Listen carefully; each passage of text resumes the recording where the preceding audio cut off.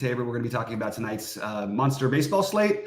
I did not have a good night last night, but it was just by a 0.05, I think it was, that cost me the cash. And that's what it takes sometimes. Like if you're playing, a total of $900 in buy-ins and 555 is in one of them, and then you don't cash in that tournament, you're going to you're not going to make money anymore. So it was not a great night for me. Golf is a very big TBD with a lot of wildness going on.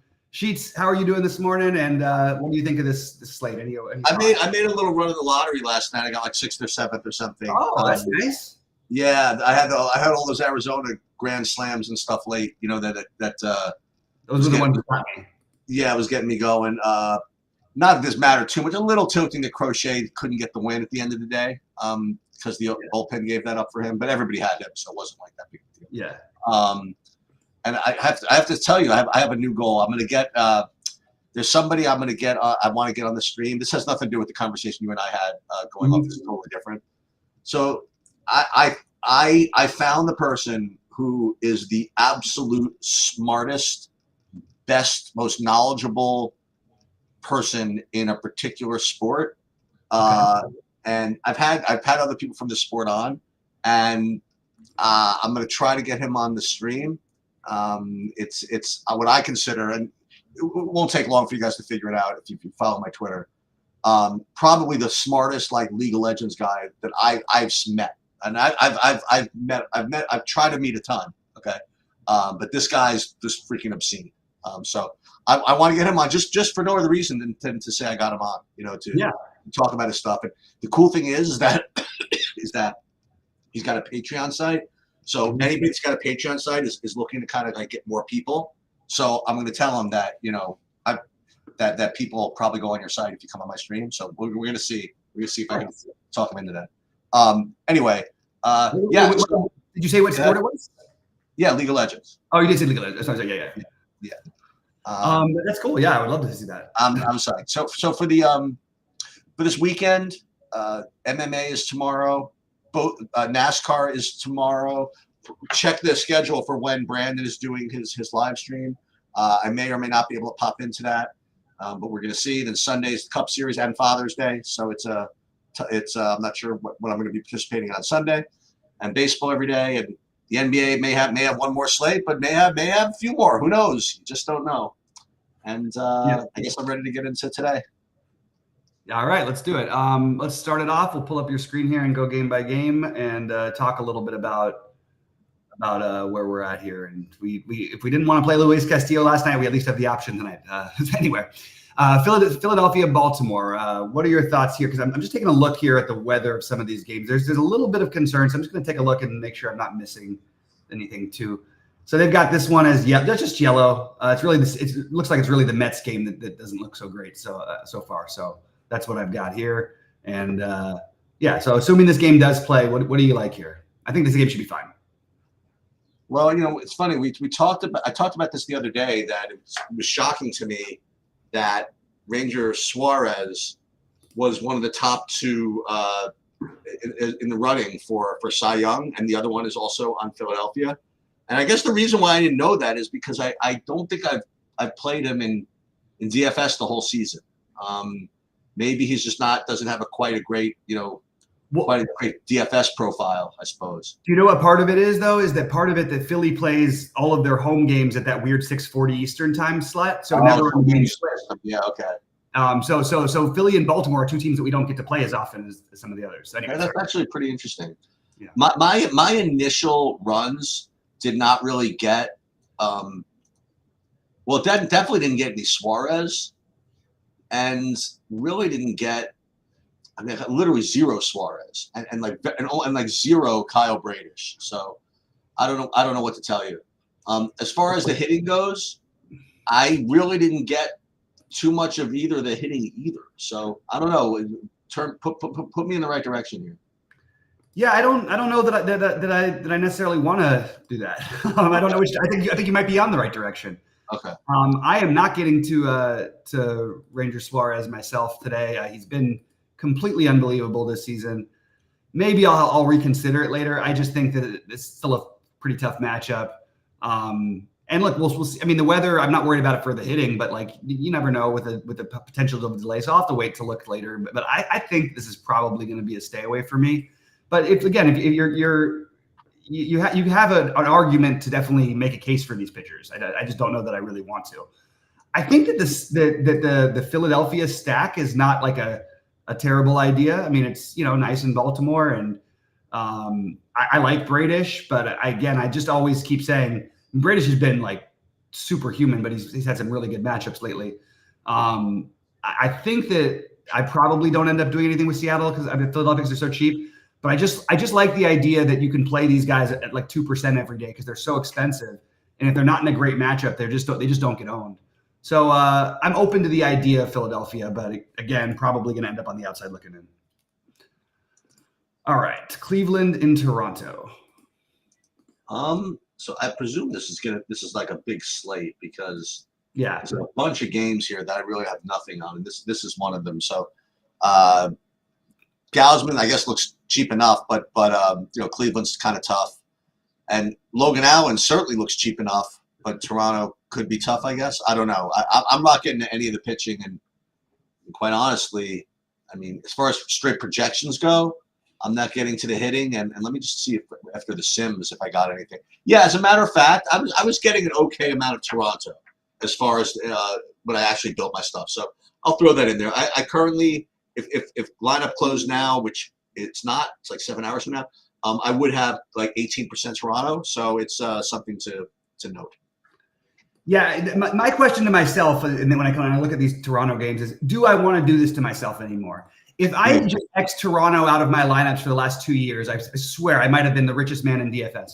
I don't know if I can ever get their stack right. Years ago when I first was playing, and me and Grant were hanging out and driving across country and driving to all the finals all over the world, all over the country. I feel like Toronto won me all the money every day, and now I just cannot ever get them right. That's obviously not something you should weigh into your decisions, but I do think I think Toronto is definitely on the board as being interesting for me. They're affordable. The lineup is not very inspiring, to be honest with you, the way they've been, and especially for me, they just have not really come through for me. And they've basically become like a league average hitting team. And still, I think that they're in play today. I'm going to consider them and maybe lose some more money on them later, but they're not my priority by any means. All right, San Diego, New York, and this is the one that looks pretty bad weather-wise, and it's kind of unfortunate because this was going to be my too cool play system. I was going to get very creative in this game, and the weather here was supposed to be kind of crappy a little earlier in the day, but they are pushing it back to probably around game time. So, this one is definitely in danger, and that's actually fortunate for me because I wasn't going to do anything this game. So I guess unfortunate for you because you were going to do something. I wasn't going to do anything anyway, which actually means I wish you did play, right? So I wasn't really getting any component of this game at all. I was going to love the San Diego stack against Manaea. Ooh. And I also was considering Manaea as an interesting GPP play. So I was kind of interested in that. I also thought Waldron would be in play. I don't think I can touch the pitching with the way the weather looks. If this game is all clear, I think that there's an argument to be made for San Diego against this Manaea. This is again a team of historically good left-handed hitters. Good against lefties. They're a better lineup with Arias in there, and they keep the lineup moving. I think that there's an opportunity to potentially get them at zero ownership, and I just don't think I was going to do it. I'm not going to do it anymore. Also, I like to take pitchers against their former teams, and I probably just going to cross this one off. But I did initially make a first build last night while I was just sort of messing around watching golf or whatever, and my first build was a San Diego stack. So obviously I'm going to change that, but it was just because I was just doing a quick skim through on my phone. Anyway, we can move on to Atlanta and Tampa Bay. Yeah, so I guess whatever juice they were giving the Atlanta hitters last year that's not there anymore, they're just inserting it to Chris Sale's arm this year. That's right. Yeah, I don't. Boy, he was like gonna get run out of town like in the last couple of years, but he's bringing the fire. I'm currently getting he's my second highest owned pitcher right now. 10-5 is obviously nothing to sneeze at, but there's no disputing what he's doing this year. So I definitely like that. I'm not getting to the other side of this pretty much at all. Any Littell. Let me see if I'm going to play some Atlanta. I was expecting to, but no. Like my current runs, I'm only getting like 4% max of him, so it's going to be Sale for me. Listen, we'll talk about the other spend up in a minute, so we'll get there. But Sale is definitely one of the top options. Yeah, I think that I definitely think you can. I mean, I definitely have Sale as one of the top options. I did want to point out that it's it's funny because this Tampa Bay team, just historically, they sort of are. They can always be pesky, and I always think that they're a little bit tougher against lefties than righties. Not exactly sure the numbers sort of prove that, but not exactly. It's sort of in between. Anyway, all this to say that I don't think I like Sale. I don't know if I'm going to be able to get to him in certain builds that I wanted to do later. And I have an excuse because, good hitting weather in Tampa Bay, again, it's a little bit pesky, but also I probably overrate them based on the last few years a little bit in my head. So I'm always constantly trying to catch up with the numbers with them because I feel like they have a different lineup out there every single night. For what it's worth, also, Tampa I'm looking where they are versus lefties and strikeouts because that is obviously a key factor here. And I think that they're right middle of the road against. Let me just see real quick. Sorry about this. Yeah, they're 12th. So they're a little strikeout, a little more than average against lefties. I think it's worth it to play Sale. And I didn't get to Atlanta in my builds. I actually kind of like Littell as a pitcher. I just think he's a little bit better than people think. And like is a strong word. But with this hitting weather, you got to have Atlanta on the list at least to consider them. Not my priority right now. They have been really, really bad overall this season compared to last season, especially without Acuna. But they're on the board, but not my favorite yet.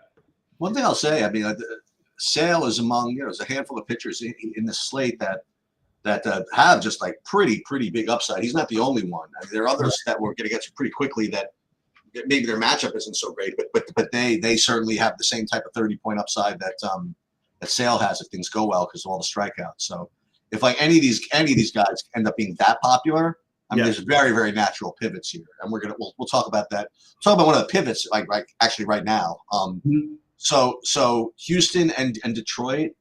I mentioned that in the National League, you had the Philly guys, running 1-2 in the Cy Young voting. In the American League, it's basically Scooble running 1-1. I mean, like he's like basically I mean, listen, anything can happen, obviously, but he's currently running away with it, and he's also got a ton of strikeout upside as well. But he's going against Houston on the road, and that's certainly no bargain. And as a result, I mean, I'm currently really not getting too much of him. There are just other guys that will look better. But as far as just kind of natural pivots, it'd be kind of disrespectful to not include him as one. He could put up 30 and like anybody can. Mm-hmm. So if he has to be like really too low owned, I'm just going to say I don't care who he's up against. I'm just going to take a shot. Hunter Brown, I'm getting a full like 19% of him. His matchup is pure. His price is pure, and I'm getting about 20% of him. Like the more I look at this, I haven't looked at the later cheapos. I haven't really seen any good pitching cheapos yet, but he's got to be really popular, right? And we'll get to maybe some others later, but Hunter Brown at 7K against Detroit, that's got to be worth something. So both those pitchers, okay for different reasons. Scooble, kind of like a low-owned, high upside overspend, I guess, and Hunter Brown, kind of like the one that if you play him and then you get beat around a little bit because he's too chalky, you really can't complain about that either. As far as the hitting goes, I can't do Houston, but I can do Detroit for part of the reasons I just mentioned. I mean, if Hunter Brown end up being like really popular here, Detroit, I have a full 15% of them, and that could be something to do. That is definitely something to consider. I'm on the definitely on the Hunter Brown side tonight. Yep. For what it's worth, I'm going to keep doing it, and you're going to have some mixed results. The guy's definitely been a little bit streaky, but I am going to just continue when he's 7,200. And even if his ownership goes up, I don't think it's going to go up to an astronomical thing where you have to worry or anything. Like, I mean, I don't know. What's he going to end up 15, 20%? Like maybe a little bit higher, but it's a big slate.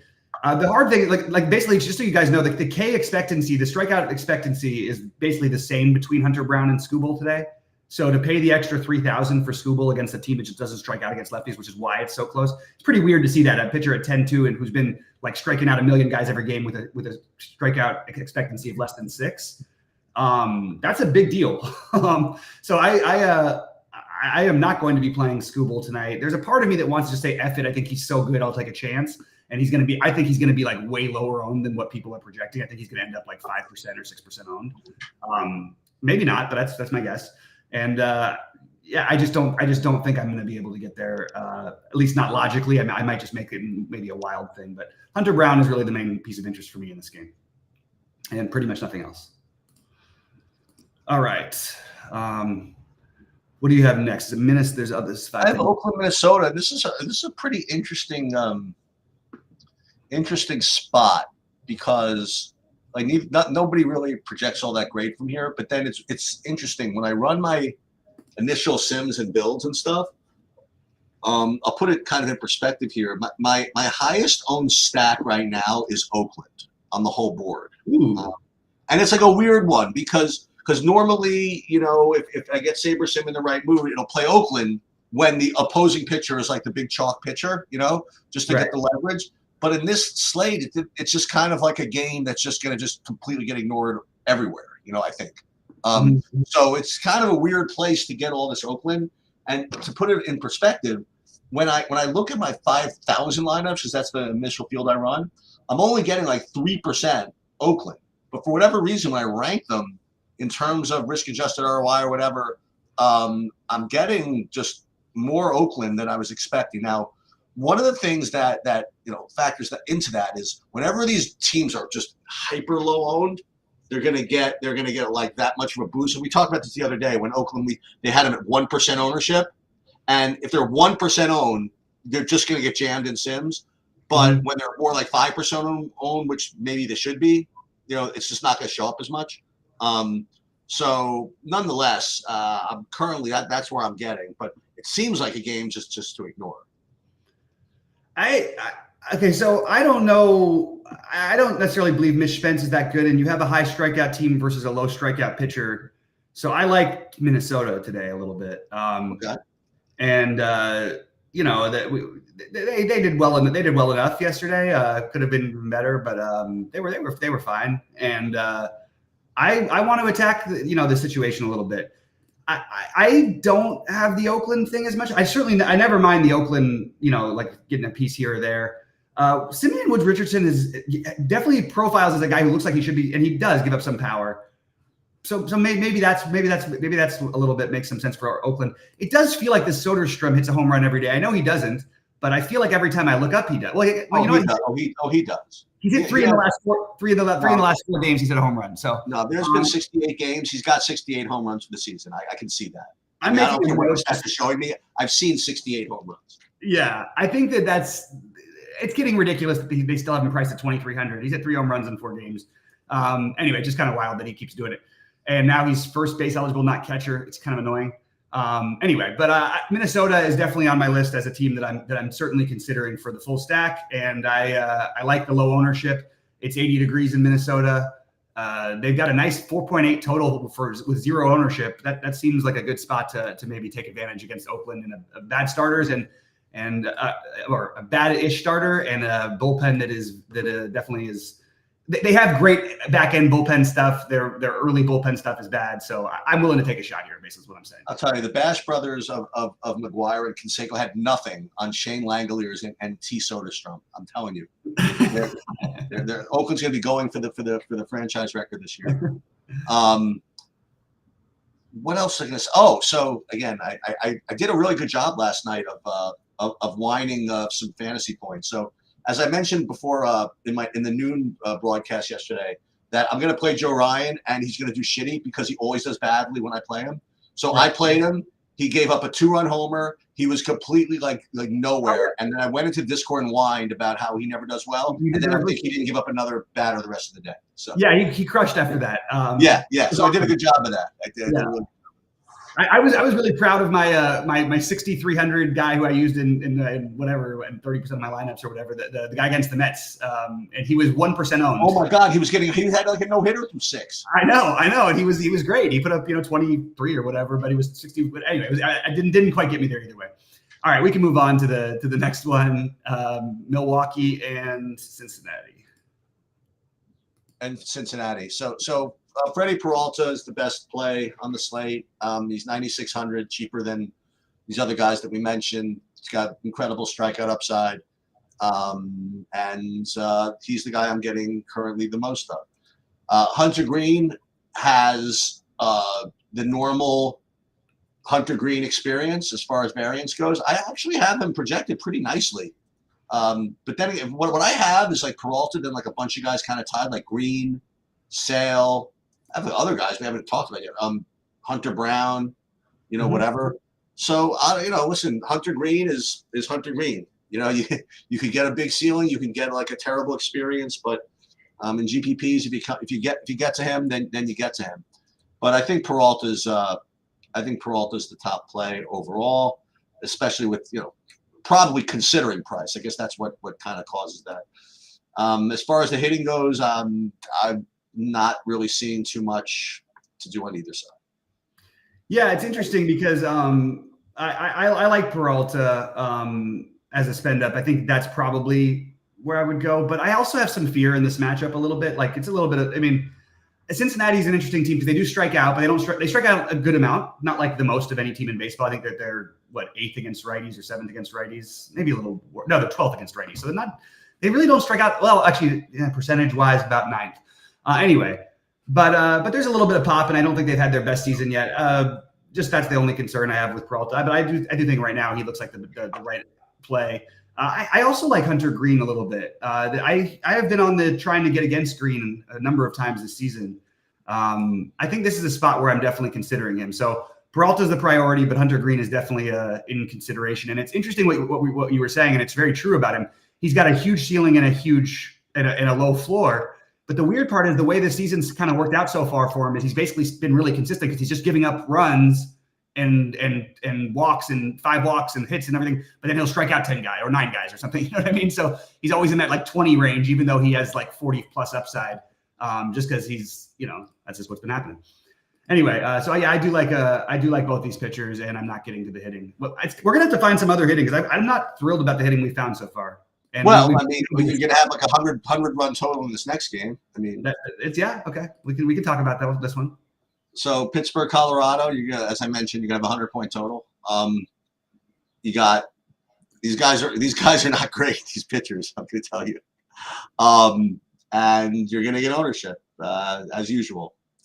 One thing I'm not getting. So here's another similar dichotomy I talked about earlier with respect to Oakland. So Colorado, I'm getting a full 20% of them in my top 50, while only 4% of them in my top 5,000. Mm-hmm. So it's a similar situation there. So I have if this is the case, if Colorado's somehow not going to be that popular, I'm down with that. So I also think that Pittsburgh I was about to say they might not be that popular only because it's like a 100-game slate. But then again, because it's a 100-game. Go ahead. Sorry. Because it's a 100-game slate, that it's even more important to not play them, even if they're only mildly popular. So I don't know. These two rate really, really strongly, and it's the constant battle between totals, projected fantasy points, and ownership. So I'll probably end up playing more Colorado than Pittsburgh if that helps.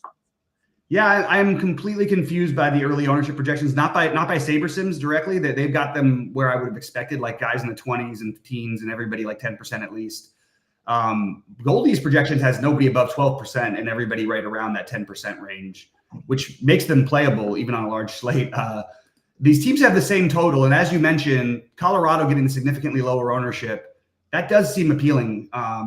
So I like this whole game as a stack, and I actually think there's a chance that you might be getting lower ownership than you think on this slate with this game. So I think that, the next game we talk about is going to be almost as popular maybe, well, at least the Arizona side. Anyway, so I do like Pittsburgh. I like Pittsburgh in a vacuum better, but because of the ownership, I think I might end up with more Colorado. So I'm high on both. I don't like that many different spots today. This is one that I do like. So I know it's going to be chalky. I'm going to have to figure it out. So I actually have more of the White Sox side in this game than the Arizona side. I mean, not that much more, but I guess, like you said, because of the probable ownership on the Arizona side, that's what's kind of leading me there. I do think that both these teams can score in this game, and I think that the White Sox are going to be lower owned. So I do have more of them than Arizona. Flexen, I don't know if he's got tricks, but he's got something. He's got something. He's got something. He's got something that makes people really want to stack against him and then whine about it when it doesn't work. I mean, like he's really that kind of guy. Yeah, so Arizona projects well, but their ownership kind of brings them down as far as who I'm actually going to end up playing. And the White Sox, I have them just a little bit higher. Yeah, I really wish the roof was open because this does feel like a very good game stack. Boy, I'll tell you what, I'm not going to do this, but if this was a small slate, there is no question I'd be playing Reed Nelson at 5,500 just because it's at low ownership, or if he was going to be low owned, and he's not going to be owned at all. I would not do it on this slate. But it is it's like an interesting thing to consider. If you wanted to play Colorado, you could take a shot there. There's no reason he can't get you 20 against the White Sox. However, I kind of like the White, and the White Sox are traveling and everything. I still kind of like the White Sox too, and I like Arizona. I think both sides will have some ownership. The White Sox are super cheap. Arizona is a good offense that's starting to click a little bit. So this is the other good spot. I guess we're sort of running into a theme lately of the good spots being the Yankees. Well, we don't have the Yankees today, but it's usually the Yankees and then all the things on the evening slate seem to be the right thing to do. I do want to point out right now, I got a little distracted because right now, just to guess how many people are going to make the cut, what percentage of people are going to have 6 of 6s. Right now at 5 over with 2 holes to play, you've got Fleetwood, Hovland, and Scheffler, which equals about 95% of ownership. Maybe higher. So that's they're all +5 right now, and +5 is right now 35% to be the cut line, and I think it's going to be the cut line personally. But man, wild stuff. They're gonna. She's telling me they're gonna let Scheffler make the cut and then win the tournament. Basically, well, they can't let him. I mean, it's tough. They'll let him. It's well, what is he gonna get, an exemption or something? Exemption, exactly. Special players exemption. Special players exemption. Missed the weekend. All right, Kansas City against my Dodgers. I'll tell you this. This is a weird one. Getting Fleetwood. If I could somehow get Fleetwood and Hovland in, I mean Hovland is -6, it's +6, right? No, did he just lose another one?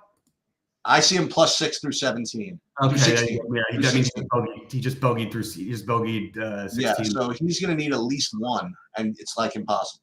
But if you get one, then we can root. You know what I mean? He was 9 over not long ago. Then he made 4 birdies in 5 holes or something, and looked like he was going to come back. Shoot, that one was giving me a little bit of hope. Yeah, because because in the 888, I've got a good round out of Hideki. He's chalky, but whatever, just to make the cut. And I got a nice round out of Tom Kim at 6% in that tournament. So he's going to get in there, and then and I got Fleetwood and Hovland. That's still not the end of the story because as Burmister's +4 going into today, and that's no part of it either. But we'll see. I'd love to get Hovland in there. Or more Fleetwood. We got to sweat that pretty soon. Yeah, all right. Okay. So KC Dodgers. Meanwhile, every time I turn to the live stream, someone's hitting from some pine straw somewhere. Something you can't even relate to ever trying. I'm looking at Shoffley. He's I don't even know where this is. He's got, and not only that, but he's in this pine straw. But the gallery is really pushing their luck here. If Oh my God, what a shot by Shockley. Are you kidding me? That was amazing. They keep doing this. But if he shanked it off to the right, like he was get somebody's face off. Absolutely. I know. I'm always wondering that same thing, especially in those kind of weird situations where the ball could sort of literally kick any which way. We've seen it happen. It just didn't happen to go into the crowd. Anyway. All right. So Casey, Los Angeles. Now, again, this is another one of those guys. You know, obviously Reagan's has a very, very difficult matchup to say the least, but he could get 30. I mean, he just can't. He's a very, very natural pivot off of Peralta. Very, very natural pivot off of off of Sale. And the reason why he's a pivot is because he's probably like 1/5 as likely to do it, you know, as the other guys, because his matchup is so tough. But, you know, if they make the mistake of making him like 5% owned or something like that, I'm going to have to take a shot at it. As far as Stone, I didn't think that I got any of him. Let me just see. No, I did not get any of him. And I didn't get to your Dodgers today, and I did not get to Kansas City. Yeah, certainly I can understand not getting to the Dodgers because this is I have a ton of respect for Reagans as a pitcher.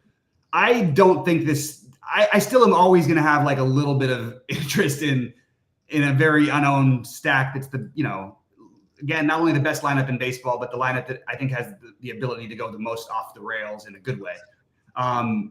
For what it's worth, it's about 10 degrees warmer today than it has been in LA, which is starting to turn.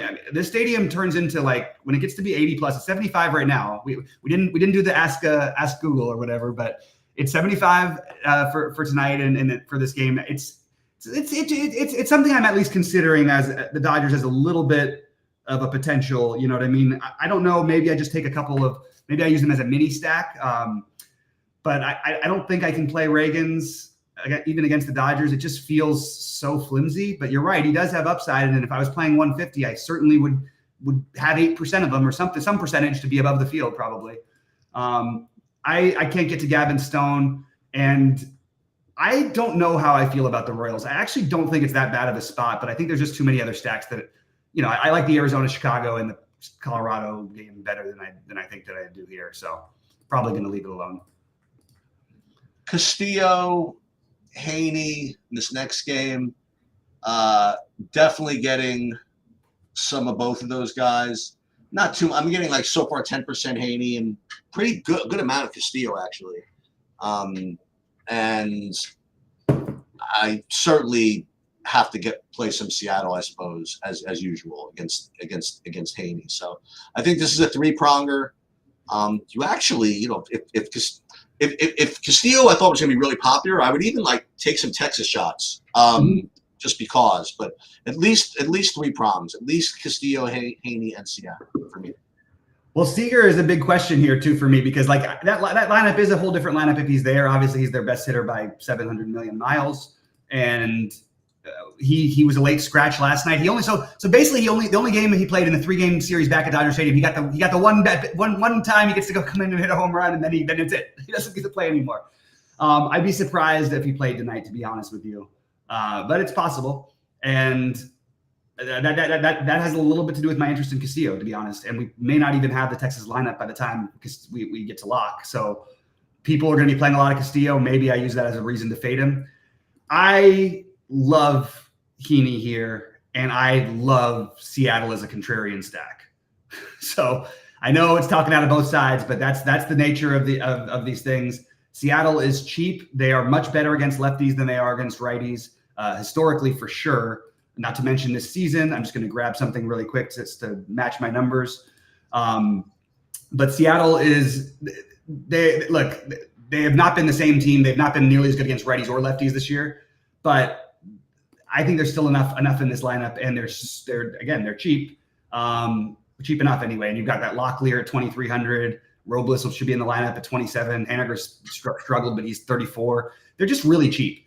So, and Heaney is so combustible that if you get to him, like I don't care where you're pitching or whether you're playing in Seattle. At the same time, I think Heaney has the same upside as the guys who are. I think it's Heaney and Sale's upside. Yeah, it's lower because they don't let him throw enough pitches, but overall, I don't think it's that much lower. And if Heaney really dials it in, he's that guy, you know, who might strike out 11 guys in 5 innings. We've seen that happen with him a bunch of times. When he was playing for the Dodgers, he struck out 11 in 4 innings twice. I don't know. There's no leash on him. It makes me a little uncomfortable. There's no, whatever. He doesn't have a very long leash, but I'm willing to gamble with both Heaney and Seattle as a contrarian, at least mini stack, and guys like Dylan Moore as like one-offs I would even consider, or Mitch Garver at 3,500, or Cal Raleigh even. Like, I just think there's enough here to where I like both sides of that lot. So is Cal Raleigh 6K yet or no? Not yet. No, he's only 4,400. Oh, crazy. Nice. So here, well, put it this way. So if you didn't like, it was like a 100-game slate, right? So I'll tell you, if you didn't like any of that, I don't know what to tell you because I can't offer you anything in this last game. I'm still with you. Between Tyler Anderson, Spencer Howard, and these two hitting options, if I had to pick something, I would say just keep playing the Angels bats. But aside from that, I don't have much here. Yeah, if you're desperate for like a one-off something, I mean, look, he has played more against righties this year. Like, I do think that Austin Slater at 2,700 is like a guy leading off probably is a guy you should consider having some of. Again, I know you do it differently with the fives and all that stuff, but I do think a lot of people still hand build. And if you're building a 5-man stack and it's not, even if it's not San Francisco or whatever, just I think playing guys like Austin Slater here, probably not so much Wilmer Flores, but Austin Slater at least at 2,700 in the outfield, I think is a totally reasonable. Sort of similar to my Soderstrom thing. I think those guys are both make really good one-offs. And by the way, when I won that money the other night, there was a lot of the one-offs and two-offs that helped me get there. Thank you to the White Sox on that one. But I'm with you. I don't have this just in a vacuum. I don't have any interest in this game from an overall standpoint, which will allow me to wrap up with I've got. I was really bummed to hear that Hovland thing. It really sucks. Now he's hitting a second from off the green in the freaking par 3, and he chipped it just way too far. So he's done. Yeah, this is not. He chipped it. Oh my God, he chipped it. It looks like he has like 20 feet for par. Yeah, the par doesn't even matter anymore. Probably. Well, it could already +6. Yeah. Yeah, it's unlikely that it'll matter, but yeah. Look at McIntyre on the 18th trying to birdie to give himself a chance. Nope, he missed it. That means the players feel like it's going to be +5 because when you swing hard because you missed the cut, that means that's what they think anyway. All right, so to sum it up for me, the Arizona game, the Colorado game, I like Minnesota, Atlanta, the Dodgers, and Seattle. I'm deciding what to do with. The pitching for me is at the low end Brown and Heaney, mid tier Green and Castillo, upper tier Sale and Peralta, with Peralta bringing the priority. That's what I've got. Dude, how good is Sepp Straka was going to be just run out of the building as huge chalk and then hit a freaking hole-in-one to get him back in the round. Did you see what happened at the 2 holes before the hole-in-one? No. He chipped it. He hit a wedge shot in from about 100 yards out that was going in the hole, hit the flagstick, and then just trickled off the green. Instead of making an eagle, he made a triple bogey, and then he comes back with the hole-in-one. So I felt like it was well-deserved. You know what I mean? I think so. I think that's fair. Yeah, you lose a 5-hole swing on one shot. And the entire United States of America has him in DFS. So I know. Although he ended up a little bit like it wasn't like as steamish as it could have gotten. No, he's only 6,500. What is he going to do? Yeah, I'll tell you who's like really low owned. Also, I thought people always play this guy in the majors with all the casuals. That Jordan Spieth ended up like under 5%. That was a little surprising. Yeah, I wasn't surprised because he's been just so terrible and he's got a wrist injury and all that stuff. But he's hanging around. Yep. Okay, so my current builds for baseball are pretty chalky, with the exception of the top of the list. So I do have Oakland right now at the top, but after that it's pretty standard. It's Colorado and Pittsburgh. But I guess I would say that Pittsburgh being lower owned for me than Colorado, that gets a little different. And pitching wise, again, not particularly off the board for me. I mean, Peralta, Sale, and Castillo would be my top guys, but a little Hunter Green, Haney, like you mentioned. Hunter Brown, I got his feelings a little too chalky. And I don't know at the end of the day if I'm going to really play like Reagans or Skubal. You know what I mean? Like the matchups are pretty rough. But we'll see. I'll probably have the Sims kind of help me out in that one. And I'm doing an MMA betting breakdown a little later. And after that, we have the 6 o'clock live stream later. Yeah, looking forward to it. And good luck to everybody today. Hopefully the golf gets better for all of us. And